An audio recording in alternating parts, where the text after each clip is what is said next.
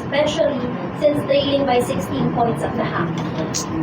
Well, basically what we said at halftime, we just challenged the players to defend one-on-one. I thought in the first half we were relying too much on our help defense, and Meralco did a great job picking it apart. Credit to them, they came up with a really good game plan. So at halftime, I told the players, whatever defensive scheme we come up with, if your man is getting all the way to the rim, to the basket, then no defensive game plan is going to work. So in the end, I just told them to be fundamental and defend the point of attack better. And I think that's going to have to be our adjustment, that we have to do a better job in game two to defend that way, to just make sure that it's difficult for Meralco to just break us down on the point of attack. The floor is now open if the media has any questions. Coach, congratulations and Happy New Year. Coach, kanino ma-attribute yung slow start na yung Meralco's hot start led by CG Cancino? Well, that's on me because we prepared a game plan that they picked apart. So the players simply were following and executing the defensive game plan that we prepared, and Meralco just picked it apart. So that's on me. So we had to make sure that we make the right adjustments at halftime. And I think yun ang nangyari. You cannot attribute it to any single player, the slow start, because like I said, that the players were simply following the game plan. And Meralco did a great job picking that defensive game plan apart. We gave up 62 points in the first half. Yeah, but then when we hunkered down in the second half, we made some adjustments. We held them to 33 points, which really is more to our liking defensively. Kathleen, Happy New Year. Happy New Year.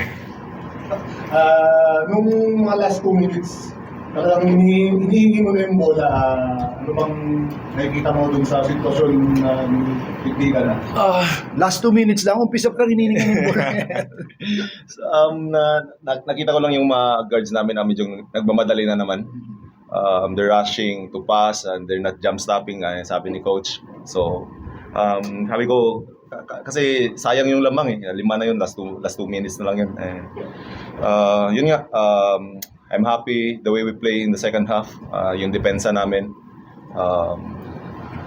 Kaya nga, wake up call yung First half, 62 points. They shot 60% from the field. Parehas na? Grabe, sa 3 points. from the So sabi ni coach is, pili lang kami kung saan, ano ibibigay namin. Siyempre, sinusunod lang namin yung coach namin. Siya naman yung ulo ng team namin. Happy for the team na nalo. And mahaba pa yung series so hindi pa natin alam. Pero we'll be ready for the game 2. Inisip mo kayo ni Coach sa mga tayo? Palagi naman kami ginigising. Palagi naman kami ginising yan sa bench pa lang. Lalo na pag di kami dumidepensa. Yeah, ganun. Coach, good evening.